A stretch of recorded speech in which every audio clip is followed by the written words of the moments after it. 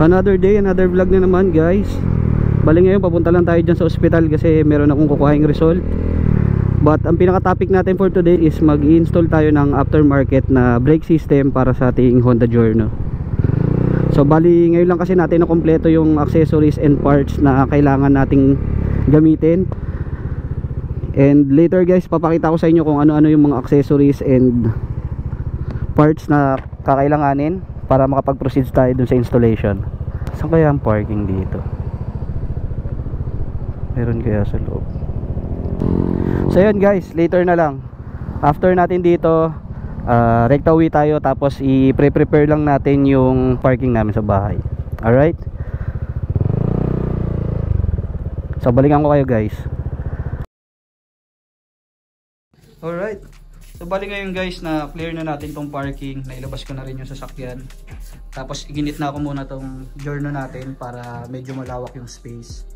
Then kung makikita nyo, ito na rin yung mga accessories na gagamitin, pati yung mga tools. Almost 2 weeks ko rin bago na kompleto to guys, itong parts for brake system natin. So dito meron tayong kamoy na bracket for 220mm. Then nandun na rin yung Brembo natin na 2-pot. Tapos kung makikita nyo guys, naka GR5 na rin tayo na mga bolts, pati yung axle papalitan na rin natin para terno. Then HYB na brake hose with quick release.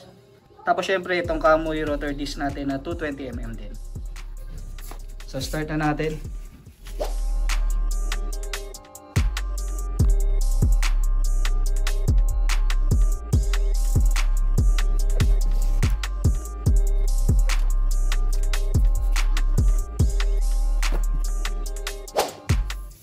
So kung makikita nyo guys, nakabaklas na yung pinaka fairings namin sa harap.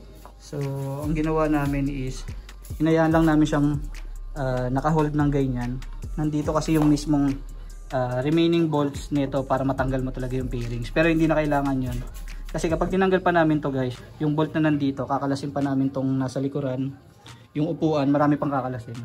Hinang na lang namin siya ng ganyan. Kasi ang kailangan lang naman namin ma-access is yung bolt ng pang brake hose, nung stock na brake hose.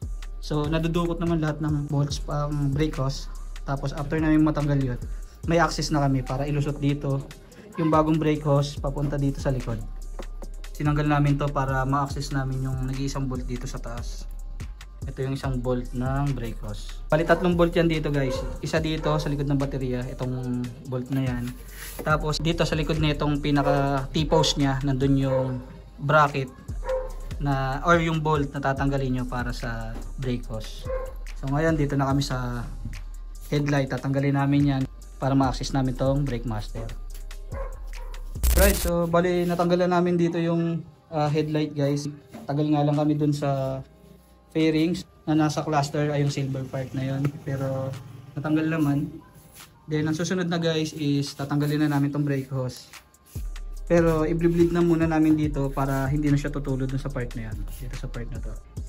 I-bleed namin dito lahat na nandun sa stock bago pugutin yung mismong brake hose.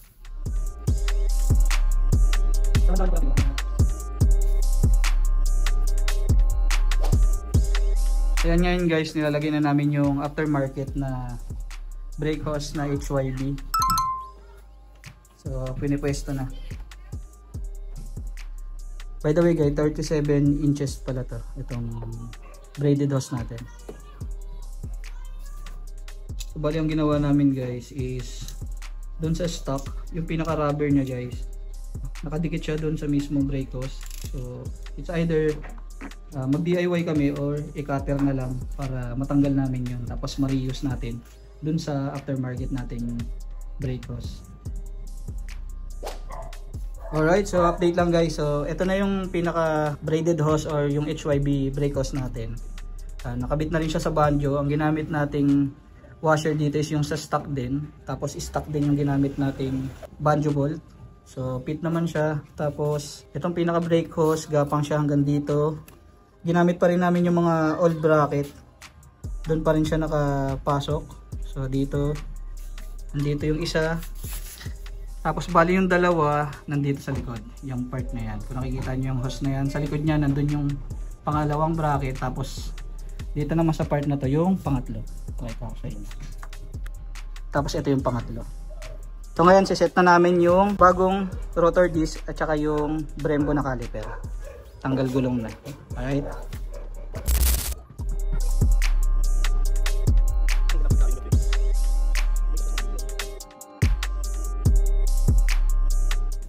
Bali sa ngayon guys, ini-install na namin yung bracket ng Kamoy. Kung makikita nyo. Tapos GR5 din yung ginamit nating bolt. Same dito sa may disc natin. Tapos yung axle natin naka GR5 na din. So bali ang sukat nito guys is 30 ang kinuha ko. Ang bali ang standard lang kasi is 28 para sa stock.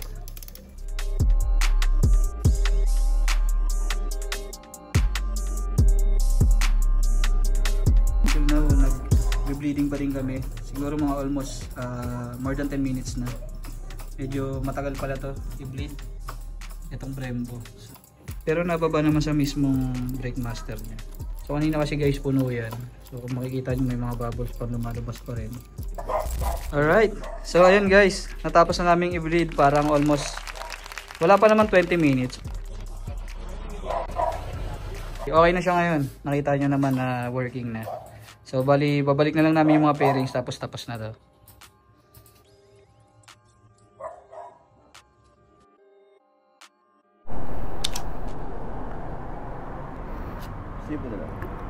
Okay, okay na yan.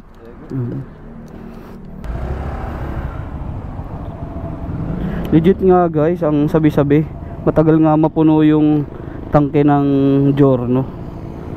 So pauwi na tayo. Ay, may pinabibili pa pala sa akin. Baka doon ako sa kabila bumili. So bali yun nga guys, bago natin tapusin tong video, explain ko lang sa inyo kung ano yung experience natin dito sa bago nating kinabit na brake system, yung bago nating caliper na Brembo kasama yung bago nating brake hose. So far okay naman sa akin yung performance nung bago nating preno. Mas lumambot nga siya compare dun sa stock. Kasi dun sa stock guys, kung i-rate ko 1 to 10 yung tigas ng pagpreno, 9 out of 10 kapag sa stock. Kahit dun sa ADB ko, parang konting piga mo lang matigas yung preno niya. Unlike dito ngayon, parang nabawasan siya, parang 8 out of 10 or 7 out of 10. Ganun yung naging experience ko dito. Tapos syempre dahil magkabilaan na yung brake pad niya, hindi na siya nasa isang side lang pag i-hold niya yung rotor disc. Mas maganda na yung pagpreno niya, banayad na. Hindi na siya yung biglaan. So paano ko iikot dito ngayon? Sarado na pala doon sa pupuntahan ko. Kaya doon na tayo sa kabilang store ng Jollibee bibili. Tapos yun guys, yun nga, yung pagpreno mas maganda na. Tapos syempre aesthetic guys, yun yung kinaganda rin kapag naka Brembo tayo. Dagdag angas siya dun sa motor natin. At the same time, mas maganda yung brake system, mas maganda yung pagpiga, mas maganda yung feel. So yun lang naman. Tapos mention ko na lang din sa inyo guys, kung napapansin nyo, bago yung side mirror natin. So stock to guys ng Fasio if I'm not mistaken. Pang Yamaha to guys, pero hindi siya plug and play. Kailangan nyo bumili ng side mirror adapter. Pero kahit dito lang sa left side guys, kasi ito lang yung part ng side mirror ng Yamaha para dito na hindi pasok kasi reverse yung thread nya. Pero lalagay na lang rin natin sa description yung mga link nitong mga item na to. So yun lang naman. Siguro dito ko na tatapusin yung video. If ever na meron kayong mga question, clarification or any suggestion, i-comment nyo lang sa i-upload natin video para dito. And if ever naman na naging interesting tong video na to para sa inyo guys, pa like and share and subscribe na lang din para updated kayo sa mga susunod nating upload.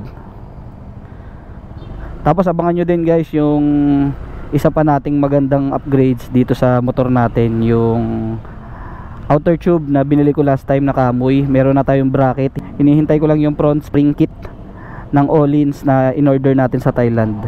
So nag-inquire tayo dun sa Pixie Moto Supply para pag i-install natin yung front shock na outer tube, isasabay na natin yun para isang kabitan lang. Alright, so yun lang naman. Sa muli, salamat guys.